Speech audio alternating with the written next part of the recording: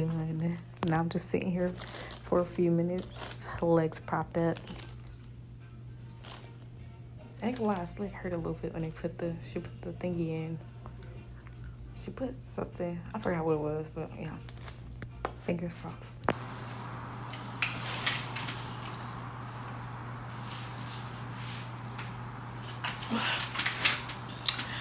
Welcome to Freak Back, y'all. I hope the glare in my glasses is not too bothersome, but I got my lashes on. I don't feel like putting my lashes on, so we don't hope and pray that it's good. So, today's video, I'm gonna end up splitting the video up. So this video is gonna be about my first IUI and the process through that.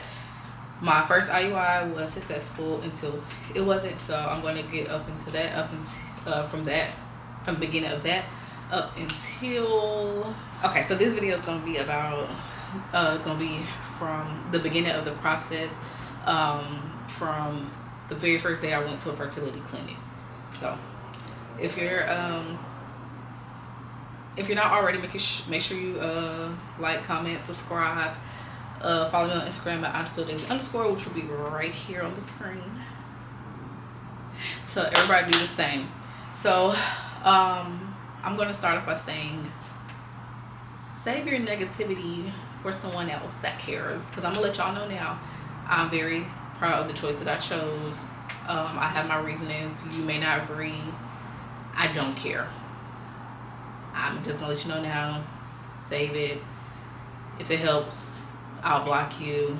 But I feel like everybody's entitled to their own opinion about it, but this is my life. It has nothing to do with you. It will never have anything to do with you. So, just keep the negativity. I don't mind questions and like things like that, because I did ask some of my friends, how they felt about it. But yeah, anyways, let me just go ahead and get started.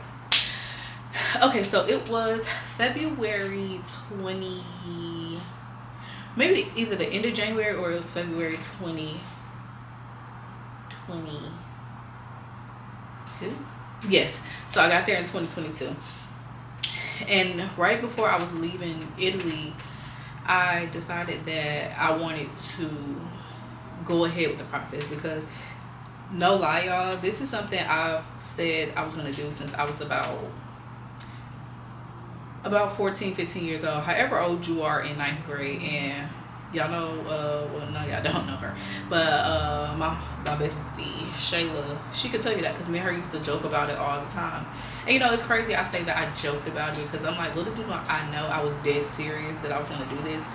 But like, in a sense, I kind of knew I was serious, but then again, I didn't, because I didn't even know it was like, I knew sperm banks and things like that. I gotta put my pizza in the oven because we hungry. But I knew sperm banks. I don't know if I can say that on here. So, yeah, banks, the sperm banks were, I don't know.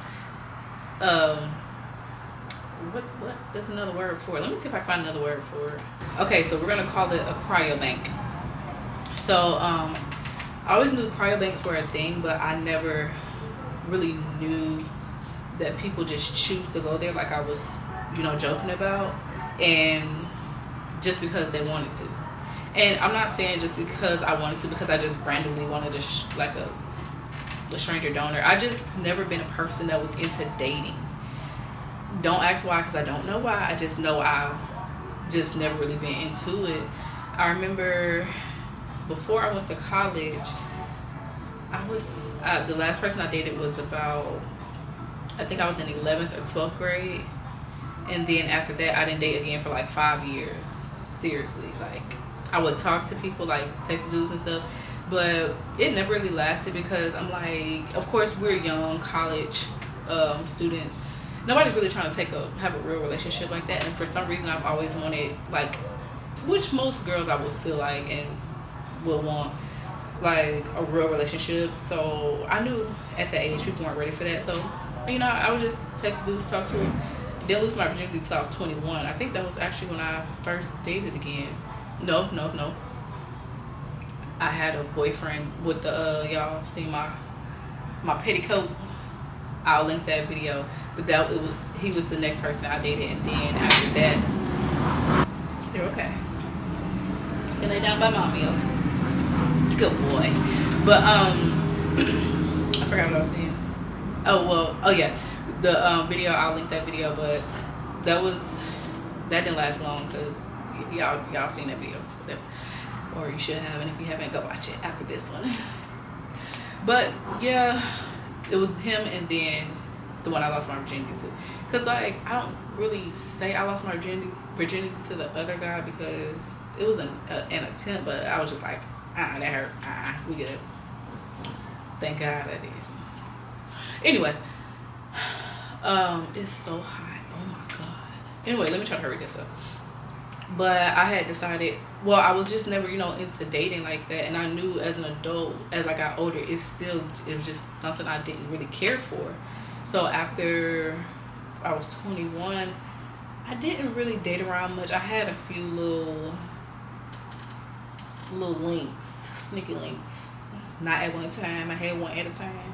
But yeah, I had a few little sneaky links. That was it. But it was nothing I ever wanted or cared that if it went anywhere, because they literally just sneaky links. They weren't my boyfriends or anything like that. Well, I would call sneaky links. Yeah. So when I was leaving Aviano, I decided I'm gonna go through with it because I was in the process of a divorce.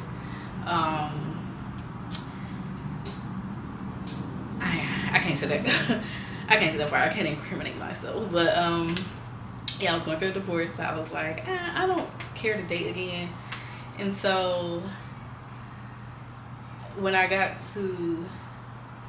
went home. So when I was leaving Italy, I went home for leave, and then I went to Korea from there.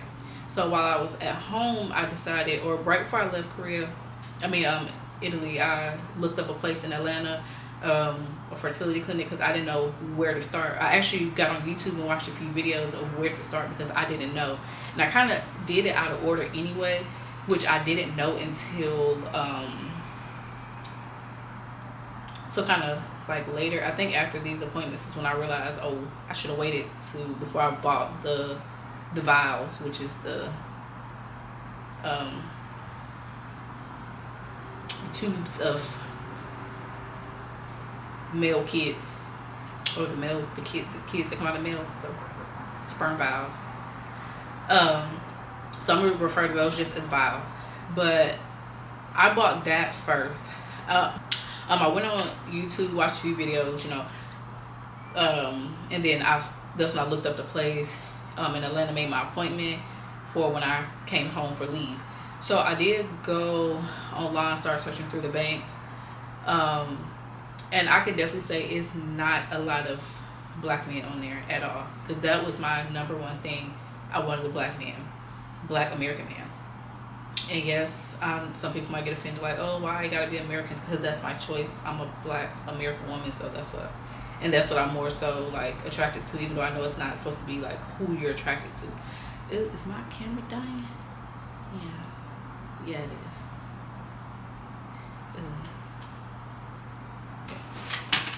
Probably my battery dying, baby. Okay, I let my battery charge up some. And I remember I stopped off. I was saying I was looking for a black American donor. Okay, I stopped off saying I was looking for a black American donor because that's just what I prefer. I want somebody to look like me, all that good stuff. So I think it was only about 3 black donors on there when I looked for my donor, and only one I saw that I was like, I like the way he looked. And granted, on mine they only show baby pictures, so I don't know what these people look like as adults. But I did the one that I was gonna go with, such a precious little baby. But when I looked at his height and stuff, the guy was, I think, about 5'4", 125 pounds, about around that. And I was just like, that's a very tiny person. Y'all know I'm 5'2". I'm short. My baby won't have no chance to be with no type of height. And because I couldn't find any other black donors, I was like, you know what? I think I'm gonna go with him still. But I went and looked at his like his medical history and stuff, and the things, just some of the things that he had, I didn't want to take that chance. And also, it's this thing called your SMBC status, and if you're negative, I think the other person has to be negative. And if you're positive, it's something like that. So I just went, when I saw, can you not? Please. You're so cute. You're so cute. But can you not? Thank you. Shh. Let mommy finish. He been quiet this whole time, but now he want to have an attitude. Anyway, like I was saying before I started really interrupted. With the, I think I was saying CMV status. Yeah, I think he was positive. I'm negative, so it was not going to work. Granted, at this time I did not know about that part. I only knew about like looking at his medical thing, and they do extra medical, research for their families and stuff like that. But some of the things I was just like, and they don't accept you if you have certain things or something like that. He's distracting the shit out of me. But did you want to go back on the patio? Do you want to go on the patio? Go. Don't be sitting out there barking either, because I pop butt. Hopefully he cooperates out there. But at that time I was just looking at medical things. They do intense research, like medical family. I say medical family. Family's medical history, and it was, I forgot what it was, what few things it was, but I was like, no, I don't want to take that risk with that, and I'm just like, so I just ruled him out. So at that time, I think it was between him and another donor. The donor I actually chose, and I was like, But then since I ruled the other one out, I was still looking at other like checking other sites to see if I could find. I went through Seattle Cryobank, but I was looking through other like websites like California, and I forgot what other ones I looked through to see if I can, find black donors, but it's nearly impossible at that time. And something I find very interesting is, I'll get into that in another video. But I noticed there's a lot of biracial kids that are black and white. I'll get into that at another time. Like I said, I don't care how nobody feel about it. I'm going to speak about that because it's pretty interesting. Anyway, yeah, it's pretty hard to find black donors. And then I found out that, well, this is not what this is about. This will be in that video too, I think. Let me stay on topic. But yeah, I ended up the donor I ended up going with. When I saw him, I was like, okay, he's precious.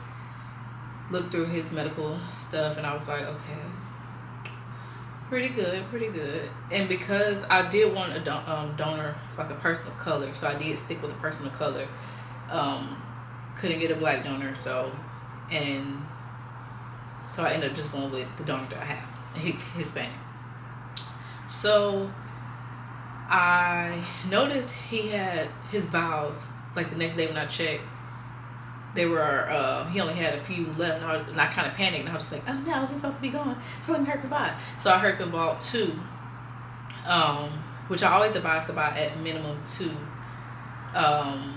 if well, just do a minimum of 2, because you never know what happened, which I'm actually very grateful that I did buy 2, because y'all know, lost the first baby. So once I bought that, then I ended up going to Atlanta, having my first checkup and all that.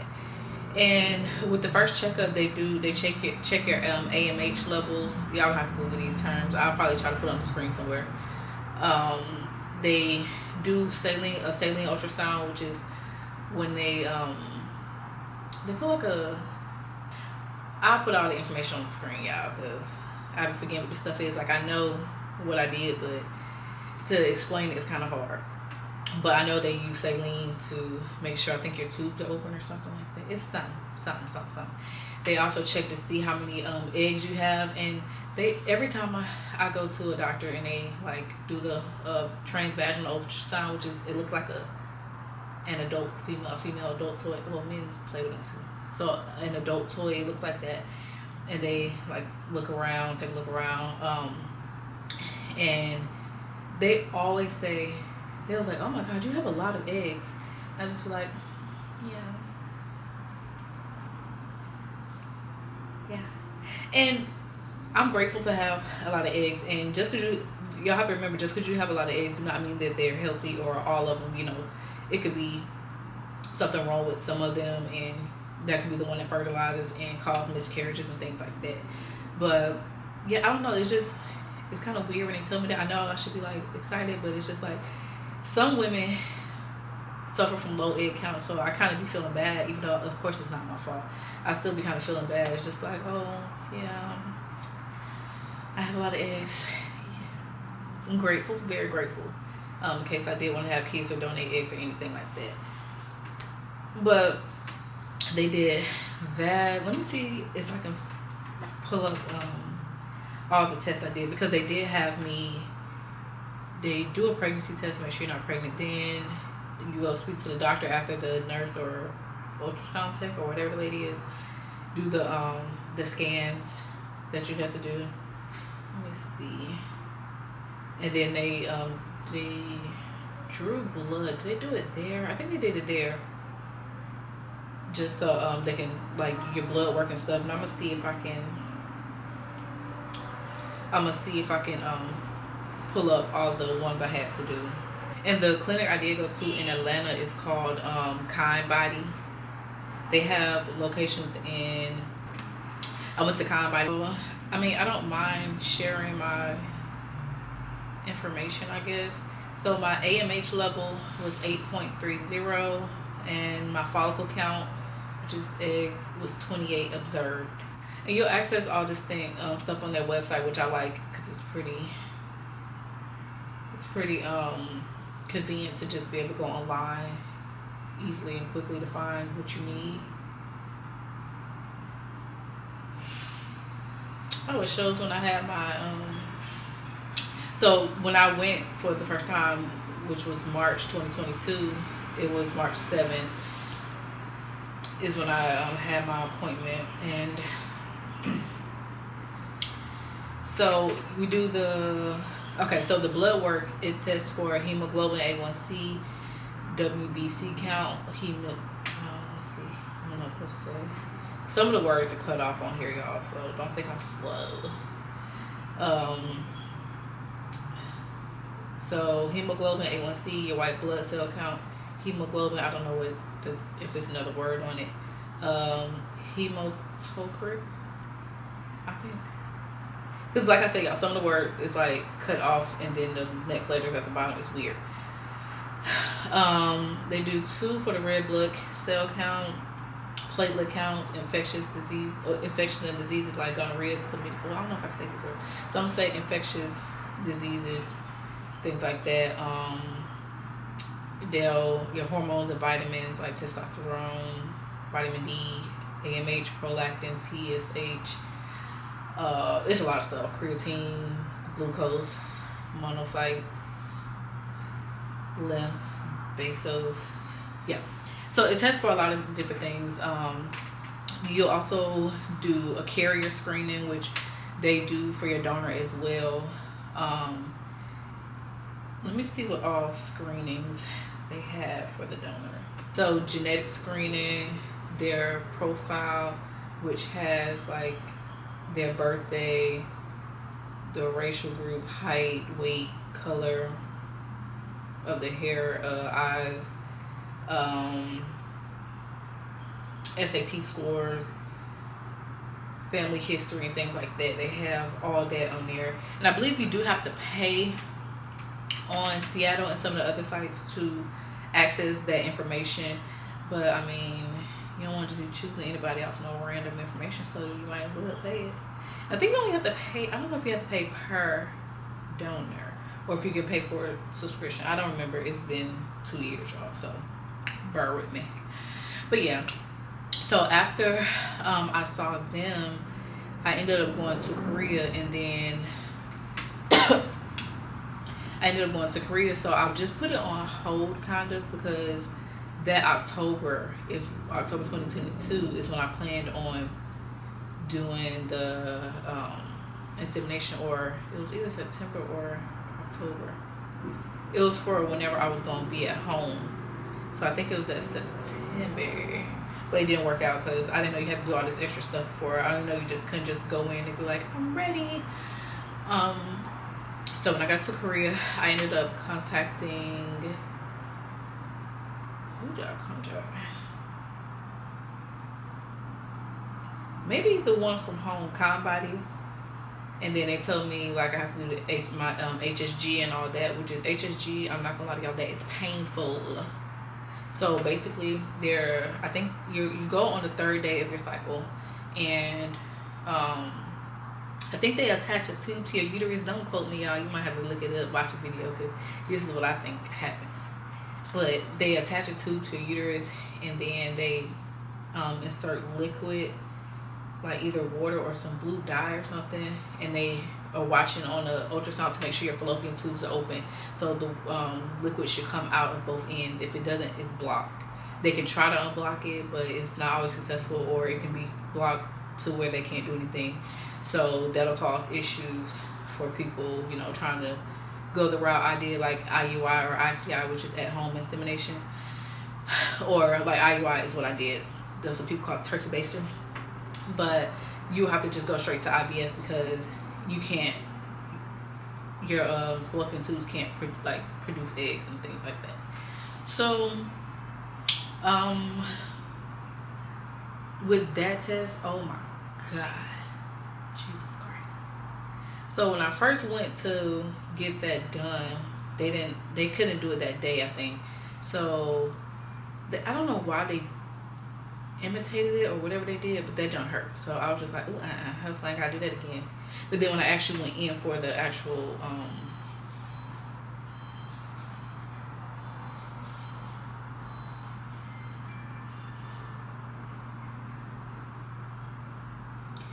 when I went in for the actual HSG, they have to cut a hole in the tube and then attach it. So they cut the hole, attached it, fight for my life. And it was a very creepy room. It was like a white room, like it's like something you see in a movie. And it was the big light right there, and it's like a little bed in the middle. And then I didn't realize till the second time I went in there that on the left side of me it was like a baby incubator thingy.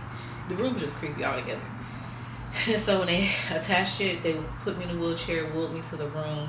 Then they're about to start. They realized that whoever cut the hole in the tube that they attached cut the hole too small. So they had to take me back to the room, have it removed, cut the bigger hole, and then reattach it.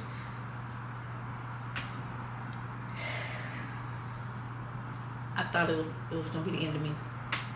That was so painful. It was already painful to have to do it with the first time.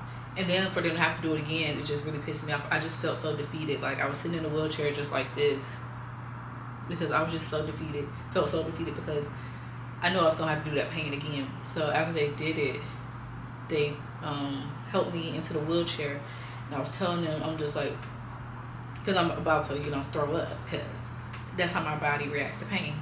Get nauseous, about to throw up, pass out, So I thought I was gonna throw up and pass out. Thankfully I didn't. They got me some water, I think. After I got that test done, I cleaned up, and then I left. After that, they gave me my results, showed me everything was good. So, and the results were in Korean, of course, because I was in Korea. So I ended up sending it to, where did I send it? I sent it to Body in Atlanta, and they translated it for themselves and all that. Blah, it's good. I let them know when I was coming home, because I told them when I wanted to do the insemination. They didn't tell me, oh, that's not how it works. You don't just come in and do it. They were just like, okay, we'll see, blah, blah, blah, blah, blah. Of course. And they stopped replying to me, which pissed me off, because I'm like, And then when I got back to Korea, then they messaged me again. I don't even think I replied after that, because I was just like, I'm over you guys, I'm going somewhere else. So, and then I had also decided, I was like, I don't think I want to be pregnant in Korea anyway. So I was just like, because I was going to do it in Korea, but the place I contacted there, they said they don't allow foreign like imports of the vials in. So I couldn't do it. And then when I was going to Thailand, I thought about doing it out there. But they said they also don't allow foreign imports in, so I couldn't do it, which is cool. I'm glad it worked out, because I really didn't want to be pregnant in Korea. That's a lit spot. Even though I wasn't lit like that, but you know, it's a lit place. I didn't want to be pregnant in Korea, so I'm glad I did not. Y'all, I'm big. The struggle to breathe is real, so I know I be sounding like I'm big and winded, but I am. I really am. Okay, so after, I think that was all I did there. Did I do any blood work? No, I didn't. So that's all I did there. And then when I got to Hawaii, I was like, I'm going to do it eventually. And when I got here, I was like, oh, I don't like where I work at. So I was like, yeah, that's my motivation to go ahead and get the ball rolling. So I contacted a place here, which is Fertility Institute of Atlanta. First, I had a different doctor first, but I never met the doctor in person, and the doctor was just so booked out that I was like, I don't want to wait all this time, like, to be seen and all this stuff. So I went to a few appointments there, and then I think, did I do a second ultrasound with them for that doctor? I don't remember. But I know for the second doctor, they wanted me to do another saline ultrasound so they can see themselves. And at first I was just like, why? I already had one done. But I was just like, okay, whatever. So I did that, and then they discovered that I have a polyp. I'll put the word on the screen. I may put a description of it. But it's basically how I was explaining it. They explained it to me. So they explained it to me saying, it's basically tissue that just grows in your uterus, like extra tissue that needs to be removed, because if you're to get pregnant, the egg could attach to the tissue, and as the egg grows, it won't have any support, and because it's just growing on tissue, and it's going to fall off, causing a miscarriage. So that's how it was explained to me. So they discovered I had a polyp. So I think in August, I ended up having it removed. Thankfully, I had it done through my insurance, so I didn't have to pay for that, because everything else I had to pay for out of pocket, because I didn't know that I would need to go see my PCM. I was supposed to talk to them and all this hoopla about it. I didn't know that. I just, being grown, went on my own and started researching and doing it myself, so I didn't know. But I mean, it probably wouldn't have benefited me any. Well, I know it wouldn't really benefit me any to have talked to them first anyway, considering that I don't have fertility issues, and I knew I did not. So I couldn't get them to pay for it anyway. So I already knew, I went into it knowing that I would have to pay out of pocket, because I knew I didn't have fertility issues. Sure, I've never been pregnant before, which leads me back to when I was working with Kind Body. I was talking to the doctor, and she just thought it was just so weird and so strange that at my age, I think I was 27 at the time, and because I had been married before, she thought it was just so wild and so strange that I had never been pregnant before. I'm like, ma'am, I've never tried. Like, when I was married, I was on birth control. And the reason I was, so y'all know, in the beginning when we were married, my bad, y'all, that's my best friend. She went skating today. She ain't been skating so long. She's so, this girl crazy. I didn't catch my breath. But what was I saying? Oh, she thought it was just so strange that I had never been pregnant before, and I'm just like, ma'am, we never tried, because in the beginning when I was married, y'all know, it was before I left for basic training, and I was not trying to get pregnant before I go to basic training, like, make it make sense. So then, you know, I ended up going to Italy, and then, like, well, when I was in tech school, I was when I would have to go home for a few times, you know, I would use I would get on birth control, because I was in tech school. You shouldn't get pregnant in tech school, especially working the job that I work. I'm maintenance, like, no. So then we didn't see each other too much after, like when I got to Italy, a few times we did, but I always was on birth control because I wasn't trying to get pregnant, considering that he wasn't there yet, and I didn't want to go through that by myself, being a married woman. So we just never tried or anything like that. She was just like, yeah, I just think it's like for your age. Girl, shut up. Leave me alone. Don't piss me off. And I was just like, okay. Because she wanted me to take this specific, like a certain medication and I didn't want to do the medication because it could, it increases your chances of having multiples. So that's why I didn't want to do it. So, but she was just like, I just feel like you should because you've never, yeah. Eventually I ended up going with it because my doctor was like, it's just for best chances, like, even though like your body's very healthy, fertility is great, you know, or it looks great, because there are some people everything looks fine and they still have unexplained, infertility. But she was like, we just like to increase our chances, that's why we encourage you to like take it. This was with my doctor here, Dr. Goulet. Shout out to her. So if y'all ever go to Fertility Institute of Hawaii, Dr. Goulet is your girl, okay? That's my girl. And Chandra. Them two. They're the only two. Well, Chandra, she's not a doctor. I think she's one of the nurses or ultrasound tech. I don't know. But I'll talk about them later on. Woo!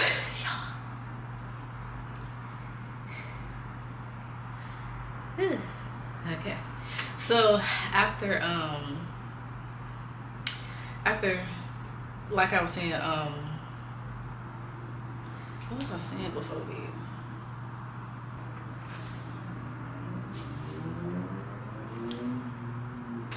Anyway, I did the saline ultrasound with them. They saw the polyp. I was able to have the base or the campus to remove it. And so thankfully I didn't have to pay out of pocket for that.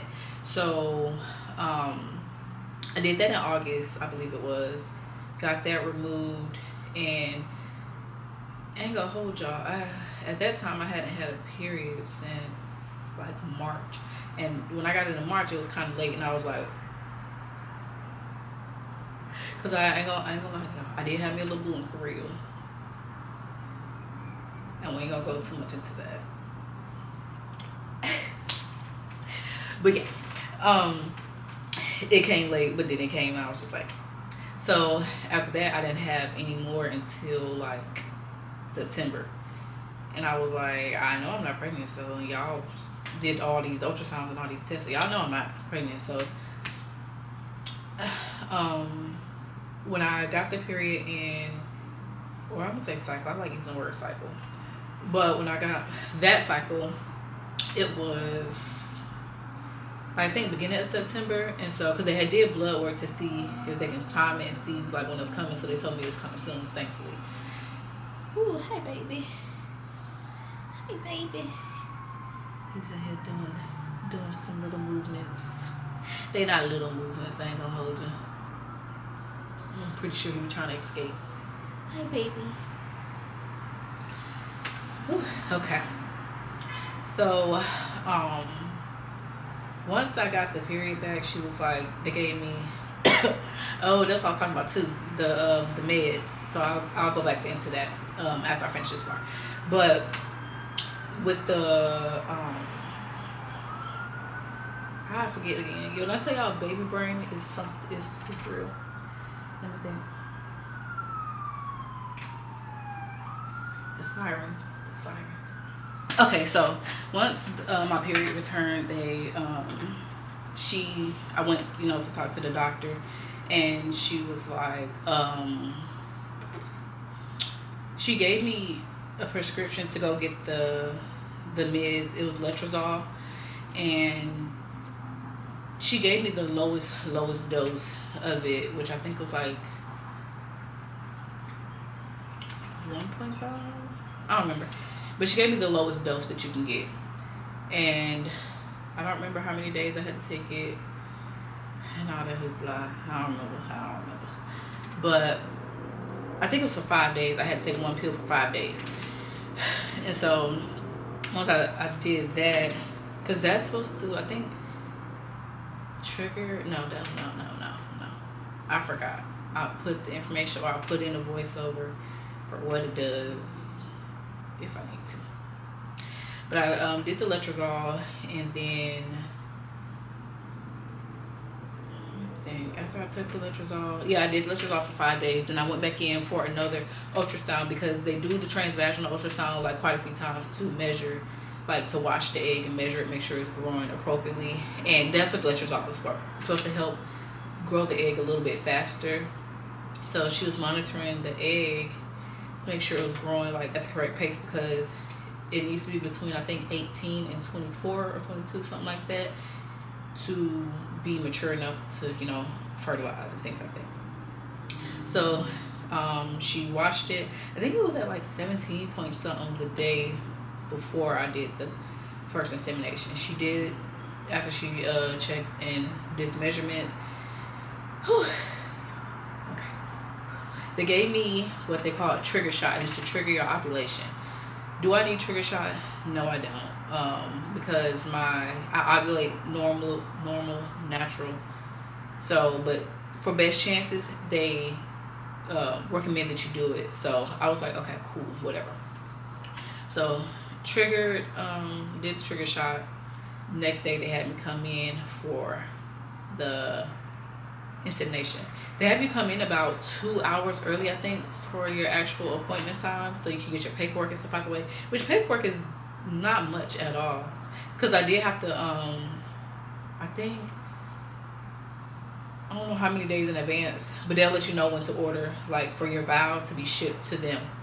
So I did that. I had the vial shipped to them, and they shipped it within 2 days for Seattle. It got to them within 2 days. I had to pay for it to be shipped there, and it was like 2 days shipping, so it was there, early in time.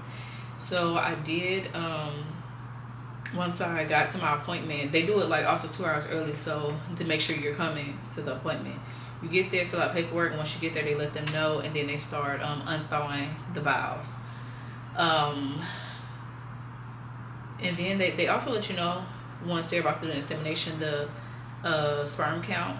And mine had very, very high sperm count.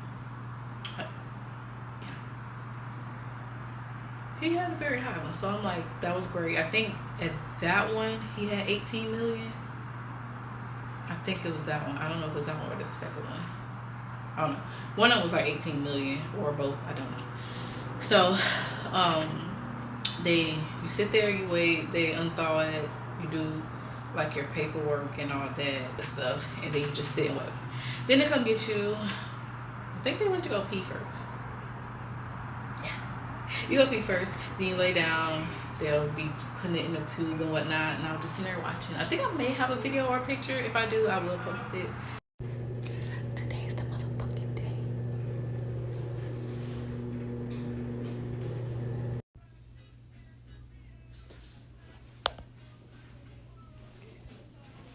Here goes.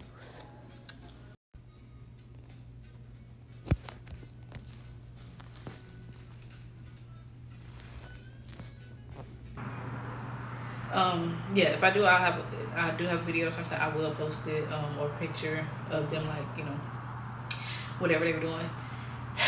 And then you're sitting there with your little legs open.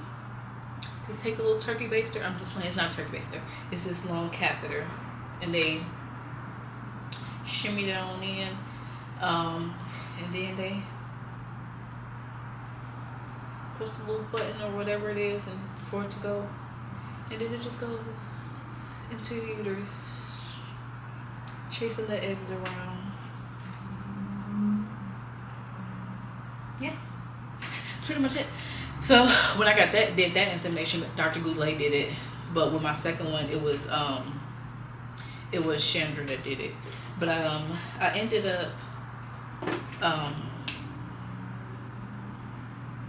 up miscarrying that one at 4 weeks and 4 days. That due date is coming up June 18th. Today is June 9th, so in 9 days I will be due with the first baby. But I've been blessed with my rainbow baby, and I'm thankful for that baby. And I still every night tell my angel baby good night and that I love that baby, because I do, even though I didn't even get a chance to get a heartbeat and stuff because it's so early. I don't care. Still, my baby is still growing in my body, so to me it's a baby still. I'm gonna do a video about that because that was an interesting time. It was. And that's something I don't wish on anybody, even though it was so early on. The baby didn't even have a heartbeat yet, because heartbeat starts at 5 weeks.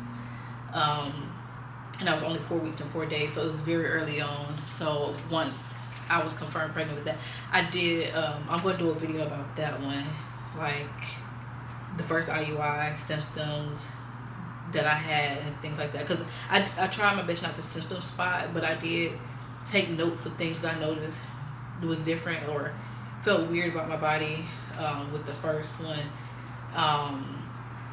like when I tested and things like that. I'll show my positive tests and stuff. I ain't gonna lie, you're gonna have to squint because they were faint positives, but it was still positive. So I was just like, so yeah. And yeah, it was definitely a little something in there. So I'm gonna do another video on that. Hopefully, maybe I'll record it today, so I don't. No, I don't feel like it. I'm ready to go get back in the bed. I really am. I'm not even gonna hold it. Whew. But yes, I'm going to talk about that. So and then the second IUI, I'll end up talking about that process, and then going into the symptoms I had for that pregnancy, which is this sweet little active little boy, and I'll talk about that.